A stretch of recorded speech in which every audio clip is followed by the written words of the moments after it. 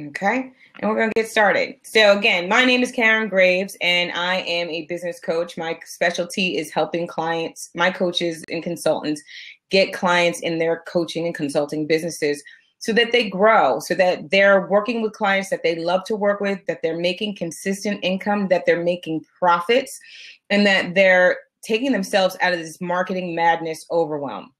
I like to help people create strategies that are simple, that they can repeat over and over and over again so that they have structure, they have a process, and they have a system that they can use. So they're not always wondering what's the latest, what's the greatest, what's the new, what's the bright, shiny, and getting lost in all of that, so that they're creating businesses using tried and true systems that are going to work for them, and also picking the marketing that works for them specifically well.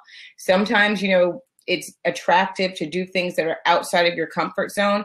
But when you can do things that are already in your comfort zone, then do that and do it well. All right. But regardless of whatever marketing that you're going to do, everybody has to start in one place. Everybody has to start with defining who that ideal client is for their business, who is going to work with you, who's going to pay for the services that you're providing, and who's going to recognize that what you have is valuable to them.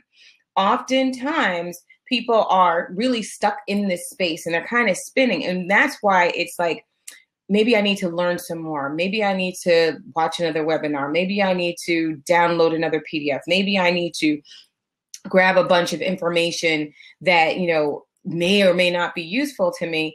But in the long run, as you're doing all that, if you're not clear on who you're marketing to, none of that other information even makes a bit of difference in your business. It's not going to get you anywhere the longer that you're unclear about who you're marketing to, because you can't create the solutions and the programs, the products, the content, or the marketing methods that are going to match what that client wants, which is why I like to start from this place. I start from this place of, complete clarity about what your business is about who you are, what you offer, and what's valuable. So today, I'm going to give you some perspective on defining the clientele for you that's going to help you grow your business. All right. So first and foremost, one of the things that you want to think about when growing your business and where you're starting from, if you are new to business, hey, Josh, welcome.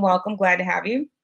If you're thinking about, growing a business and where you're starting from, you're probably like, okay, I've got a lot of decisions to make. I've got to figure out, what I'm offering, to whom, where, how much it's going to cost. You've got all these things to think about. And thanks. Hi. And, lots of times what people overlook and miss is taking on the assignment of what's your role, what's your key role, and what are your priorities in your business as you're starting to grow it.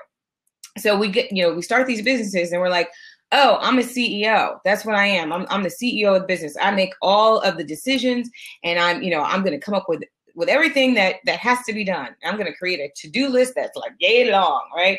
But the challenge is that there's two roles that you have to take on if you're going to have a successful business that's going to bring you profits.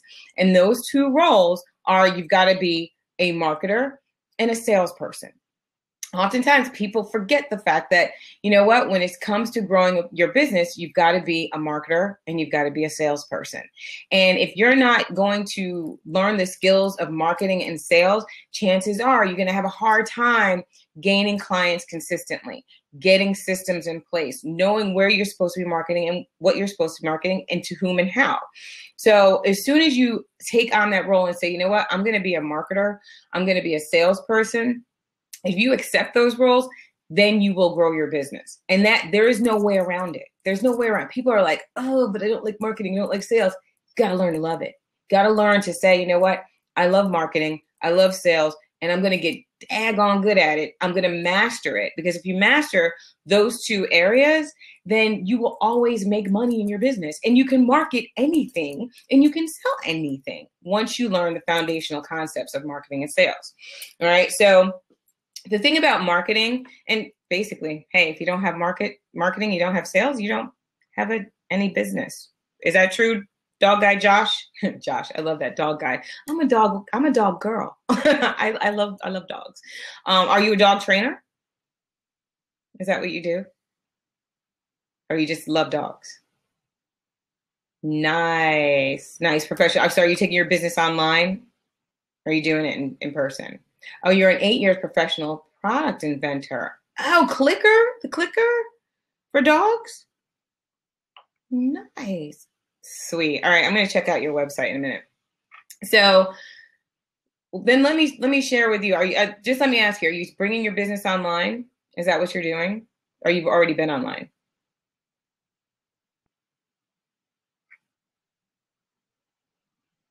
Pre-production online for a year. Okay. Oh, so you're getting ready.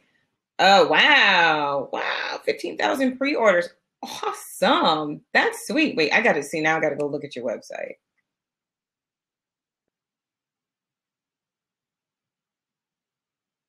Oh, that's adorable. Oh, that is adorable. I love it. I love it. Okay. All right. So we'll get back into that. $15,000 in pre-orders. Very sweet. You sold a lot of units. That's selling a lot of units. I've done some e-commerce, and that's huge. Congratulations to you. All right. Well, so then let's talk a little bit about marketing and how you're already doing 15,000 in pre-orders. Chances are you're going to be able to do, quadruple that in a very short period of time. And if I said anything to you, I would say do more of what you're doing, because it sounds like you already have a system in place. But the biggest thing is that people miss the opportunity to get even more narrow with their products and services.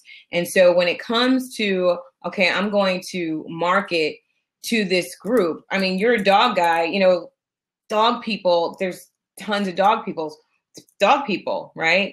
But there's people who love big dogs. There's people who love little dogs. There's people who are into training their dogs. There are people who are into dressing up their dogs like people and that will never train their dogs to be anything other than a little person. So it's really important to recognize that you've got to get specific about who you really want to target. And this is for anybody that when it comes down to it, you have these huge umbrellas, this huge area that you can cover, right? Where people are saying, yes, I'm looking for something like what you're offering. But you have a particular group that's looking for specifically what you are offering, and they want to pay for that, and they want to go ahead and seek you out. And so the goal is to have people find you. At some point, your business goes from you are doing the outreach, you're doing outreach, to people now recognize you as the go-to, and then they start coming to you. And that's the tipping point that businesses want to get to, because when you're doing all of the manual work of the marketing and sales, you can really get burnt out. But when you start getting known for something, it's a lot easier for you to have traffic that's driven to you, for you to put systems in place that drives people to you, to come in to buy from you. All right. So I'm going to give you some tools and tips on how you can do that. Okay. Oh, this is good. You know what? You're a one-person show. Yep. Okay. All right. So if I'm hearing you right, Josh, you've got the typical challenges that most entrepreneurs have, especially in the startup stage. You don't have a lot of money, so you've got to be really smart and strategic about where you spend the money. And now you've got, you have this great pre-order bucket, but how do you expand that, especially when you're expanding on a small budget, right? On a small budget. And it's almost like sometimes, hello, Cheryl, hello, Christina. Sometimes what happens is that fear of, well, if I go forward and a lot of people want what I have and I can't supply it, then I'm in trouble. So that can be a challenge too. Ladies, you're just joining on. Hey, C. Irvin. Yep, that's right, Josh? Josh and I are having a little chit chat about, sometimes what happens and what stalls business owners. And I'll just give you a quick background. Is Josh he's in a beautiful problem right now. Josh has like the ideal challenge that we all want to have, right? He has a product that he's marketing that's absolutely wanted. At the same time, his budget is small. He's a one-man operation. So he's got to be really smart and strategic, and it's figuring out, like, where am I going to put my time, effort, energy, and money? And he's also at that place where people are already showing him that they want what he has, but he's also like, if more people want it, I might be in a challenge because I don't know if I can fulfill the orders as quickly. So but even on he's already got evidence that people want his stuff.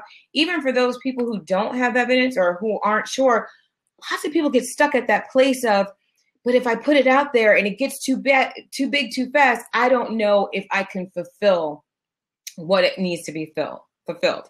So what you got to do is remember, you won't know until you put it out there.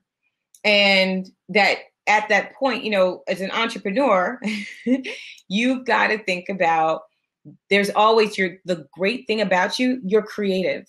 You are a person who thinks on their feet. And you're also in a large community of other entrepreneurs who have solutions. So in that case, think about being collaborative. Think about who else knows what I need, who else can help me, what are other channels that I can go to of, success that's already there, that I can also mimic some of the things that they've done, or who's already doing it that is willing to mentor me or willing to give me advice and steer me in the right direction.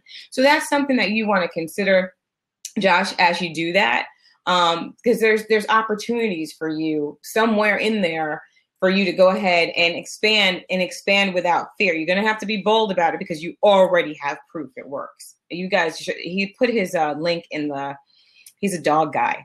And he put his link in the chat, so you could check out his website. Really nice product, right? So, as we're talking about today, it's like here. Hi, Chuck. Hi, Audacity Coach. As we're talking about here, it's about that being a smart marketer. And for anybody just jumping on, one of the key points that I made is that you've got to accept the role of being a marketer. Hey, Charles. Hi, Jenny. You've got to accept that. You've got to say, you know what? I'm a business owner. I'm a marketer who happens to own a business. That's the truth, guys. I'm a marketer who happens to own a business. And how I get people to know about my business is I market it. And then I also fund my business through the sales that I make. So I'm a marketer who does sales, who happens to own a business. This is, so many people are like, I'm a business owner, but they forget the fact that you're a business owner only after you've proven that you're in business. So you've got to stay in business. Okay.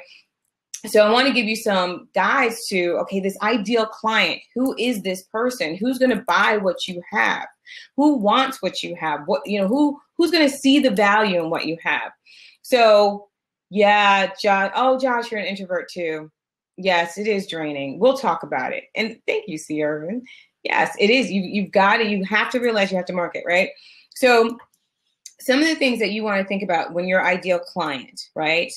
You came into this business with a passion and a reason. You had an idea and you said, somebody wants this. Somebody wants this. I know it. I can feel it in my bones. I've seen people spend money. I know, right? Somewhere along the way, though, a lot of times people get unraveled and they forget that there was evidence that people wanted what they had. And so they start to put out and then they shrink back. And they're like, oh, now I don't know. It's either everybody wants it or nobody wants it. And here's the thing. There's an in-between. Sometimes we talk ourselves out of it because it's like, well, there's so many people who want it. I don't know how to market effectively. Or I'm not so sure anybody wants it anymore. And you've got to get over the fact that you've got these little voices in your head that are telling you what's not true. You've got to look for evidence. A smart marketer, okay, because I'm going to refer to your marketers now, okay? A smart marketer thinks about clues and clarity. You're looking for clues that are going to help you gain clarity. That's what your job is. When it's sales, your sales is all about communication and conviction. Your clues and clarity are going to feed your communication and conviction. Okay.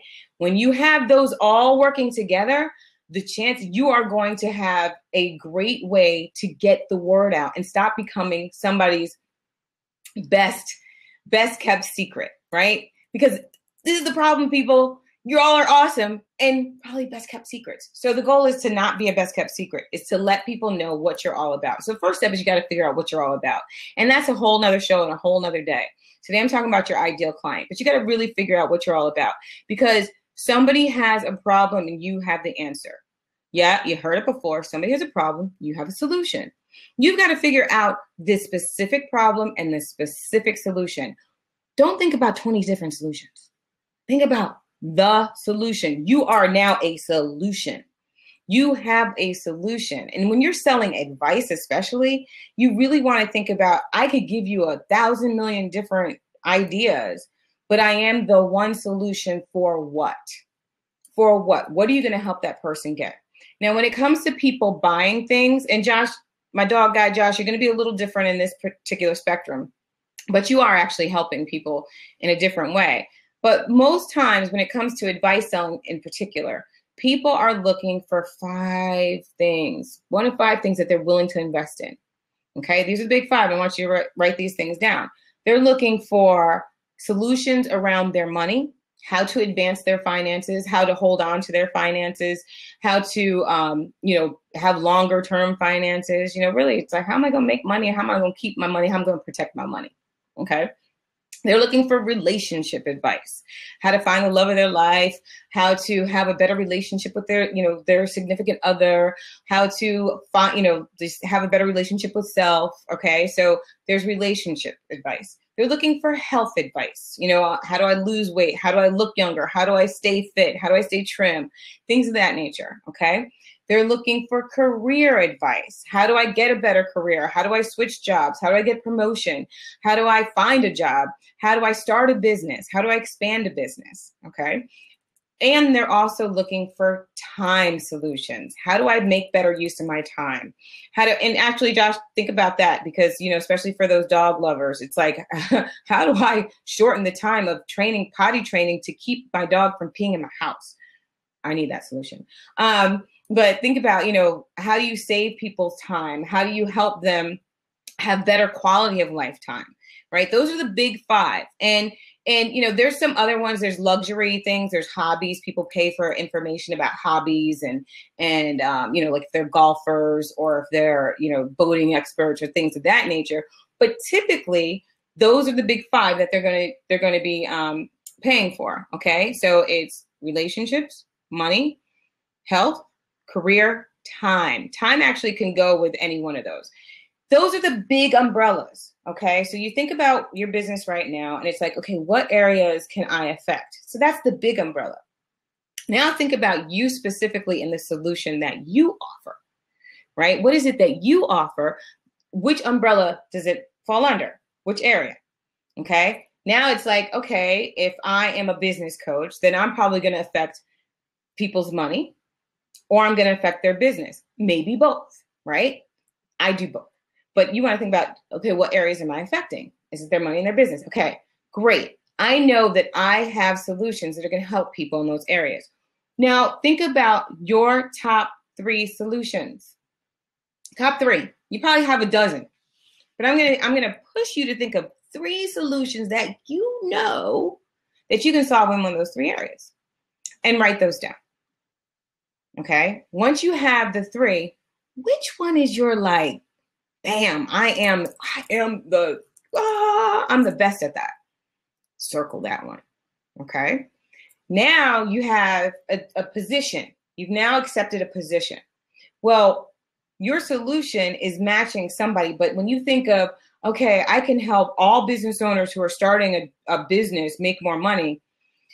Whew, I got a lot of marketing to do, right?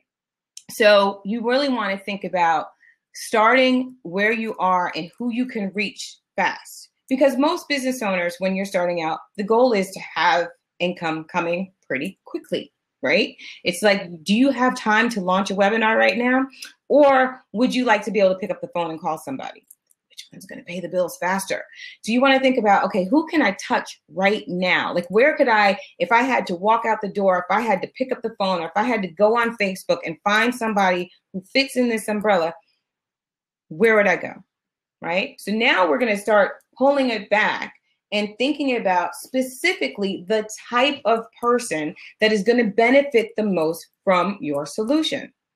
What is that person? And this is and I'm actually going to give you guys a worksheet, access to a worksheet where you can figure out, I'm gonna put it in the box a little bit later because I don't want to put it in now and have everybody like go into the worksheet. But if you stay on to the end, I'm gonna drop the worksheet in the box.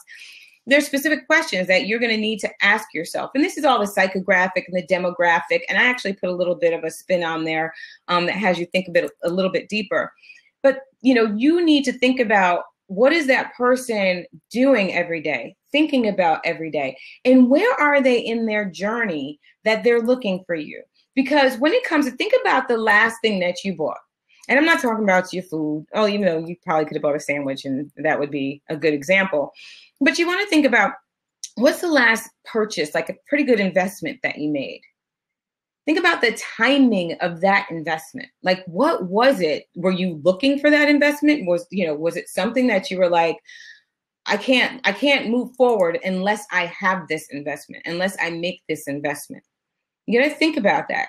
Your client is looking for something right now. They need a solution, and they need a solution fast. And they're looking for, I've tried everything, or I've tried a lot of things, but I really just need an answer to this right now. I need an answer to this question right here, right now. And you have to think about, okay, so what are they waking up in the middle of the night thinking about? What are they walking around all day thinking about? What conversations are they having with their friends and others that are showing you that this is important to them? Once you can get into their head and you can start understanding objectively, this is what they're looking for. And you can also start speaking the language that denotes that you understand that you're in the conversation they're already having, then it's a lot easier for them to say, you're the person I'm looking for. Here's the challenge that I see with most people. They start their businesses and they go from a place of, well, I think this would be a good idea. This sounds like a nice idea, but they have no evidence that what they're thinking, their theory, is really going to work. So I'm going to give you 5 tools to prove your theories. All right. I'm about to give you 5 tools to prove your theories. So what happens is they end up floundering a lot. They're looking for all these different answers, and they're not quite sure. And then they start creating stuff. They start creating all these things. And then they find out that their theory isn't working, because when they put their stuff out there, nobody's buying from them. Nobody's even noticing. And right now we live in such a noisy climate, and like, it's so noisy, right? There's a din happening that if you're not coming in as a part of their conversation, they're not even noticing that you exist. You've got to be able to jump up and get right into the conversation they're already having. And it can't be like somebody's having a conversation and you come out of left field and interrupt it with something that's totally unrelated, because then they're like, I don't know what you're talking about, and so I'm going to dismiss you. Right? Or you can't come in and just have this, conversation that is way up here and they're here. It's disconnected. It's disjointed from where they are. You see, I'm a big hand talker. It's disjointed from where they are. You've got to be in that conversation that they are already having. And it has to be to the point where they're like, oh my goodness, have you been listening to, have you been stalking me? Because I almost feel like you're in my head right now. You do that, and that person is already like, you know what? I like you. I trust that you know what you're talking about. I know that you know what I need. And they're more willing to listen and take the next step. The next step is not necessarily they're going to jump into bed with you and buy. Okay? Don't rush the buy. Don't give them the time to get to know you. Build that relationship. Build a rapport. Sometimes they're like, look, I need it today. I have a feeling, Josh, when your things get going, they're gonna probably start clicking a lot faster. That's when you start getting your stuff together. They're gonna start clicking a lot faster with you, clicking on your clicker stuff, right? But the thing is, you've got to continue the conversation and bring that conversation out. Build the relationship, right? So let me give you 5 ways that you can start becoming a part of that conversation. And this is also helping you have a full understanding of who your client is. And I really want to emphasize, the better that you know that who your client is, the more that you can create, the more that you can have them opting into your offers a lot quicker, because you understand them to the point of you're creating from the space of they're already showing you they want what you're going to have, right? You start to get so much smarter about your marketing. You start to anticipate, well, this is the next thing. Or you start to do the market research so fast that you can create like this. But the longer that you're sitting there wondering what to create, wondering how to get noticed, wondering how to get them to pay attention, the longer that you're straying away from, having a profitable business, having consistent income. If you're not marketing, you're not making money. If you're not selling, you're not making money. It's consistency is going to be your key. Okay. So remember, clues, clarity, communication, conviction, consistency. Those are the 5 tools that you need. All right. So let's go into, you got an idea. That's right, Josh. Same thing with your dog. You have to be consistent. That's why my dog, he kind of pees in my house sometimes. But we're not talking about that today. All right. So let me give you some ways for you to get into the conversation with your ideal clients, because they're having a conversation right now, and they're telling you, they're all over the place talking about it. They are just blah, blah, blah all day. So let me show you where you can find them. First of all, you can go online. Right? Online is such a huge tool and resource. And I think it's undervalued, because what happens is, if you're a marketer, remember, I told you you're a marketer, you come from an observational place. You're always studying the market, as opposed to what a lot of people's approaches tend to be. They're always in learn mode. They're always trying to learn something. They're always trying to figure something out. Instead of always trying to figure out something, take the power of what you already know and put it into the observer seat and say, what can I see here? You've got to start listening with your eyes, especially online. A lot of conversations that are going on. And the more that you know your ideal client, you'll know exactly where you should be online as well. Because based on who your client is, they have a favorite place to hang out. They're either hanging out on different social media sites. They might be in blog spaces. They might be podcasting. They might be on YouTube. They're all over the web. They might be on online magazines. You've got to know them to the point of, okay, where are these people hanging out that I can go and I can observe their behaviors, right? Once you pick that space, then you can show up and either add to their conversations or continue to learn from their conversations. So when it comes to online, here's a couple of things that will help you. Looking at Google, right? Google search bar is an amazing tool. Just put in some of the keywords, how to, train a dog. See what comes up when it comes to how to train a dog. Who's talking about it? What's being written about it? What's some of the information that's already available out there? How can you learn from people are already opting in for? Okay. You can look at, how to lose weight. Who are the people out there who are already teaching how to lose weight? What are people looking for specifically? What are some of the tips that are coming up over and over and over again? Because here's the other thing.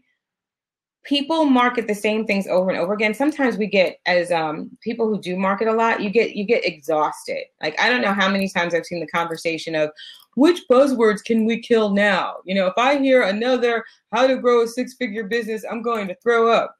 Well, the thing is that people do that because it works, right? And so these are some of those tried and true tips that if you see it all the time, doesn't mean that you have to use it specifically, but you can probably use some type of it's a format within itself. You can use that format to create your own marketing messages. So if you keep seeing it showing up, it's because people are probably buying it. Okay. So use what you're finding in like your Google searches to see what the hot topics are and what people are talking about. You can also go into social media groups, whether it's a Facebook group or a LinkedIn group. Sorry, let me turn that off. Facebook group or a LinkedIn group. You can just go in and see what people are already talking about. They're having conversations all day. And if you pick a group where your ideal client's already hanging out, well, you're gonna be able to see what they're saying all the time. You can use their search tool in the Facebook groups, especially, or Google or LinkedIn groups, And you can search keywords right in there for the topics that you talk about, for the topics that you want to know about. And when you hit search, you'll see all the posts that come up based on that topic. And you get to see the words that they're saying to describe what's going on for them. And those words are not only informing you about who that person is and what they want, but it's also informing you about marketing messaging that you can use to show that you understand the language that they're already using. So that's going to help you craft that communication. So when it comes to getting people to opt into your offers, to click, to have a conversation with you, they're like, you already get it. You already get me. So you're somebody that I can connect with. They already feel connected, and that's your goal. All right. Social media groups overall, just scan through them and see who's talking about what. And I'm not saying that I want you to do this on an all day, everyday basis, but as you're crafting out this ideal client and you're defining this person, you can say, you know what, I'm in this group. None of these people are my people. I got to get out of this group. Save yourself some time. Get out of just watching and observing and hoping people show up. Maybe it's a better search, right? Then if you're in a group and you're like, oh my gosh, there's like 10 posts here of people that I can already understand. Well, here's a little bonus. Start commenting. Start adding value to those posts. Start seeing the results that you're getting from your comments. Now you're starting to see, if what you're thinking is real, okay? The other thing that you can do is look up magazine topics and headlines. Magazine topics and headlines are going to give you great information, again, as to what are people searching for? What do people want? What are people asking for continuously? This way, magazines spend a lot of money on market research, a lot of money. Big companies spend a lot of money on market research. When I was in e-commerce, I used to do some e-commerce selling. One of the things that I would do, people were always stuck at like, what do I sell next? What do I sell next? And I'm like, what are the big box stores selling? What's going on over at Costco? What's going on over at Walmart? What's going on over? They're already paying people to tell them what to sell. Well, I'm just going to sell what they're already selling because they've already done the work for me. And it's the same thing online. There's a lot of information that's already free and available to you on a no budget or a small budget that you don't have to invest in, that you can just be observational and take that information and apply it into your business. Okay. So that's one thing, is like really leverage the online tools. Get really good at going in and being observant of you have theories, and your job is to prove your theories right or wrong. That is your job. Prove your theories right or wrong, and use those as validation and confirmation. Or to say, yes, that's great, or nope, that's not great at all. Okay? Because that will help you save a lot of time in your business and in growing your business, and figuring out what your next marketing tool and message is. Okay. Another place that you can use for research is your competition. Your competition's out there, and I don't mean competition. You're like, oh, I hate so and so over there. Your competition's out there, and they're doing probably a great job. And I'm talking about your competition that's doing well. They're doing a great job of getting their business out there, and they're taking some consistent actions, and they've already created some copy and some information that's already going to give you a clue as to whether or not your theories are accurate. Your theory's right, your theory's not so right. And if you look at your competition, here's a perfect example. So anybody who's in the weight loss business, right? Health and fitness, we know that that's a multi-billion-dollar industry. It's also a highly, highly, highly competitive industry. And I know that a lot of times when there's health and fitness folks who want to get started as coaches and consultants, they get so worked up and so nervous because there's like, well, everybody's already doing what I'm thinking about doing. Well, those who are doing it and doing it well, they're not so worried about the competition, because if it's a multi-billion-dollar industry, that means there's a lot of customers in that industry. And there's probably only a few areas that they really want to focus on. One of the biggest areas we know is losing weight, but that's one of those big umbrella things, right? So it's, okay, there's health and fitness, and then there's people who want to lose weight. Well, that's not specific enough. So then it's like, okay, what people that do I, me, the health and fitness expert, want to help lose weight? Do I want to help people who have more than 50 pounds to lose? Do I want to help people who are trying to lose weight after pregnancy? Do I want to help people who are losing weight because they have a medical condition? Or do I want, so you get to pick and choose like where you're going to be that expert, right? So if we look at, I pulled up somebody that I think is a really good example of somebody who's lauded as like a weight loss expert. You guys are going to know who it is. Jillian Michaels, right? Love her or hate her, but her reputation is, man, she helps people lose weight. And not only do they lose weight, they look good. She's got those abs of steel, so you look at Jillian Michaels, she's got that boot campy image. So her people already have a personality, right? She's got a personality and they have a personality, and they want a big butt kick. They want somebody who's going to be like, "Roar, like I'm going to take you through this, and we're going to lose a lot of weight." She also has a reputation of losing a lot of weight. Now, if you look at her website, she talks about, if you go to JillianMichaels.com, right? Healthy relationship with the scale, customized results, healthy snacks. She's giving the impression that she's going to tell you what to do, how to do it. She's going to give you the tools for the accountability, because there's a big, there's a calculator on that first page. She's got testimonials, and all of her testimonials are like really big weight loss. They're not just like, it's not until I lost 20 pounds with Jillian. They're like, I lost 100 pounds with Jillian. And then look at her testimonials. There's an age range. You can tell how old her people are, right? So there's one lady who was like 49. And there's another lady who's in her late 30s. So she's already showing you demographically who her people are. So when people come to her site, they're like either saying, "Oh my gosh, that is so me," or they're saying, "Oh no, I don't see myself there." So maybe she's not the right person for me. She's got pictures on there that are denoting like, I'm serious about this. Like you're gonna work hard. You've seen the TV show, my reputation. Like, come on in. So she's very specific about what she's doing. Like one of her things is about ab workouts. And then she also mentions that she has community and support. So she knows that her audience wants a place where they can talk to fellow people who are trying to lose weight. So she's created a community. Her company's done a lot of market research to figure out, all right, who are our best people? What do they really want? What can we give them that's going to show them that we're paying attention? So, she's a great example to look around and say, okay, what are some of the statements that she's saying? What are some of the promises that she's making? What are some of the results that she's talking about? What specifically is she telling people that she can do, and what is she standing behind? Because whatever you create, you got to stand behind it. You've got to be the person who says, I know doggone it, I can give you this. This is me, and this is what I do.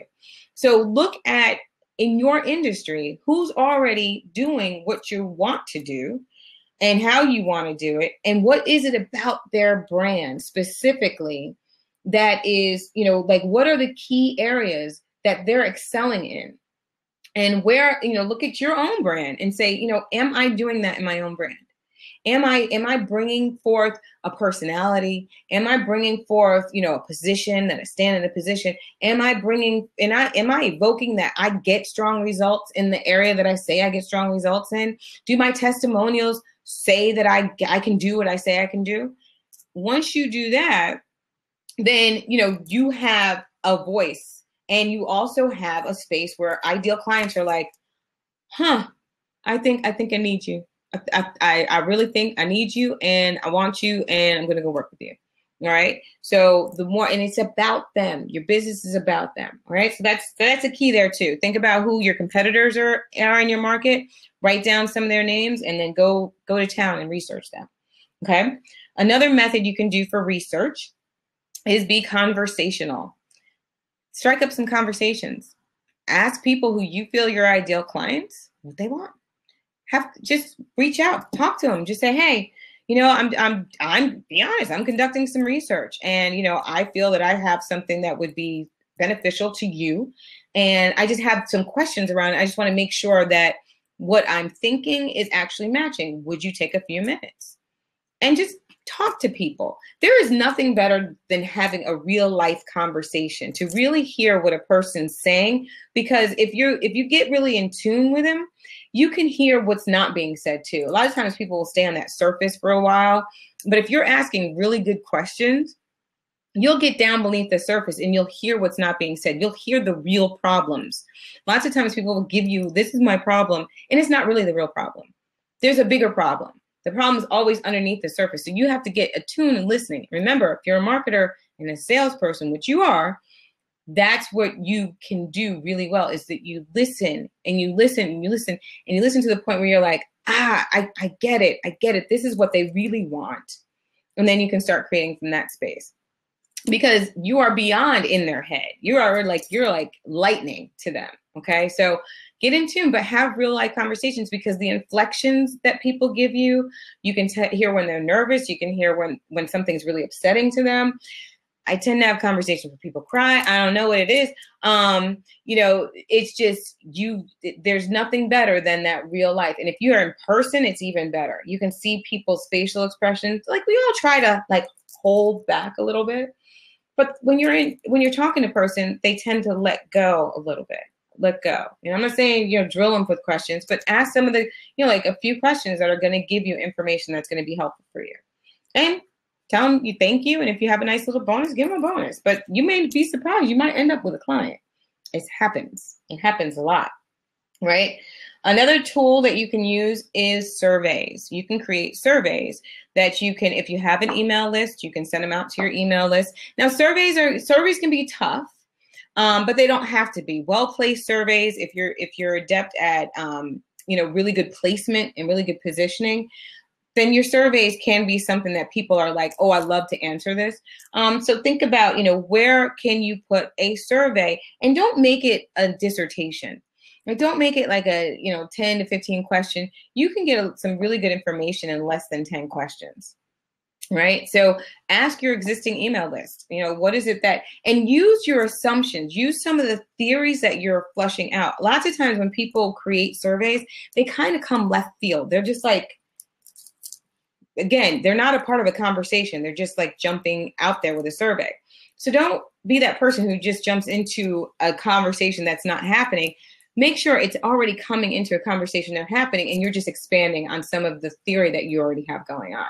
And then based on that, you can create from that space. Okay. Another methodology that is going to help you confirm that your ideal client is your ideal client, and that your marketing messaging is working, and that your offers are going to be valuable, is trial and error. This is the part most people don't like. They don't like the trial and error, because it's like, I like to be able to think conceptually. I like to have all these theories in my head. I like to keep all this stuff, going on up here. But now you're telling me to apply it. Sometimes the only way to figure out if something's going to work is to actually put it out there. And I'm not saying do big launches, and I'm saying do what is going to be the most cost effective for you. You can do it in small bits and pieces. You can, create something really quickly, put it out there, let people tell you whether or not that what you have is what they want. And if people are like, oh, I want that, then you put it out there again. If people are like, no, I don't want that, and you keep putting it out there, then look at it, adjust it, tweak it, or discard it. This way, you're not expending a lot of effort, energy, and time and money into something that's just not going to work. Do small batches, and that will help you. In the case of Doug here with his clicker, Doug, when it comes, obviously you have something working, right? There's something that's working. You've been putting it out there. You've been putting out there. The challenge that you have now is expanding on it, but it's not a big challenge. It's the challenge of using what you already have and and then putting it in a space that's really going to work. That's going to have it expand, but at the same time, how do you generate sales in the meantime? So you really want to get ahead of that sales funnel. So creating a sales funnel that's going to work for you so that you can fulfill the orders. All right. So when it comes down to it, the long and the short of it, when you think about your ideal client, you really want to have an idea, an image, a persona, so to speak. Who is that person that if you think about it, and if you've already worked with the client and you kind of know who it is, then, maybe it was your best client. Maybe it was the one that you're like, man, I could have 1,000 of this client. I have those clients that are just like, they're the best clients in the world. And then I have some that, I'm like, ooh, I don't know how you got past my velvet rope. I don't know how you got in here. You look good. Then we got in. You're like, what? So the ones that are like the best ones, those are the ones you want to keep coming in. You create from that space around them, and then you test your theories with the methodologies that I mentioned, and you'll find that you'll have more and more opportunity to work with that client. And guess what? There's a lot of them out there. If you're picking the right industry, if you're picking the right, subset of that industry, and you're really getting down narrow, you're going deep. Like, I'm not saying that you should pick, left-handed people who are from Nova Scotia. I'm saying that you want to go into an industry that's already wide and deep, but you want to get specific within that industry. All right. So that's my advice this afternoon. I want to share with you. Oops, that's not it. Hold on a second. I have a worksheet for you that has some questions that you can answer, that you can use to answer for yourself, your ideal client.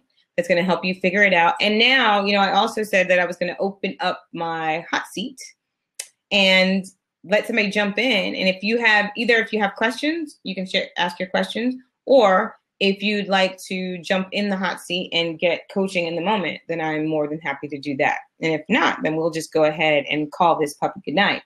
But Josh, it's like the whole dog thing. Now I'm stuck with dogs. I'm saying puppy. I'm saying, I'm stuck on it. But you have, if I could say one thing, Josh, by saying Dog Guy Josh, and by being very clear that, you are about dog training, you're already known for something, right? In a very short period of time, I've been able to point out to you, just call you in. I looked at your product very quickly. I'm like, okay, dog training is his expertise. So you're already positioning well. And, when you have that opportunity to position, now the next step for you is to position in a sub-market, like in a subset that's going to recognize, and not knowing, fully what it is as far as the sales piece. I can't, direct you from there, but what I can say is it's memorable, and I think that's people want to strive to be memorable. People should think about, where am I specifically really good? What am I specifically known for? What is it that I can do better than anybody else? And what can I provide better than anybody else? And when you're that specific, then people tend to look for you, count on you for certain things, and they don't, oftentimes the concern is that if I pick this one area, that I'm going to deny a bunch of other people. Well, that's a good thing and a not so good thing, right? So the good thing is, yes, if you pick the right area, then you'll attract exactly who you want. But if you pick the wrong area, then you're not going to attract who you want. But the goal is to attract who you want. So being narrow means that people can find you and they can say, oh, that's the person. Oh yeah, if I think of that person, I almost imagine, like, from now on, I don't even know you, but from now I'm going to picture that cute little clicker in my head. It's now we have made a visual connection to Josh. And you might one day say that you're a cat trainer, and I won't believe you until you prove me different. So you're well positioned. So think about, for yourselves, where are you positioning? All right. So anybody going to jump in the seat? Or do you have a question? Yay, nay, going once, going twice. All right. It was a pleasure to meet you too, Josh. I wish you well. Hope to see you again around the web. Thanks so much. And for everyone else, have a great afternoon. I'm going to wrap up. I'm going to say, oh, you would, but not in a place to hop in the seat today. Oh, okay. Well, next time. All right. I don't think we have I think it's all video. Maybe next time. All right. Well, you'll have another opportunity because I plan on doing these every Wednesday at 1:00. Grow Your Business is episode 1. So I appreciate you for coming on the inaugural episode too. But it's going to be all things about growing your business, and especially from that startup space, and how to, really expand. Thank you. Thank you for coming. I appreciate you. And I'm glad that you found it valuable. So see y'all again. Come back next time. And I'm all over Blab. If you're new to Blab, check out all the channels. There's so much good information here on Blab. There's some really cool people. I'm jumping in hot seats all over the place. You know, like just, I'm a blabaholic. I admit it. My name is Karen. So, you know, definitely utilize. There's some really good information. There's some really smart people, right? There's some really smart people around the Blab world. And consider this for your positioning and expertise. This is a great, again, these are, you know, maybe I'll talk about free marketing tools. Would that be a good Blab about the ways that you can market for on a budget? You know, like this is a really great space to just go ahead. This would be my number 6. Test it with, you know, just use technology and test it. Put it out there. Put out a blog. Put out, you know, Blab. But don't get too crazy with that. So I would have to say pace that. All right. So I'm going to stop blabbing now, and I'm going to wish you a good day. Yep. I tell people all the time, it's possible to build a good business on a budget. Yep. It sure is. It sure is. Thank you. All right. So have a blessed day, everyone. Thanks for tuning in, and I'll see you again soon. Bye.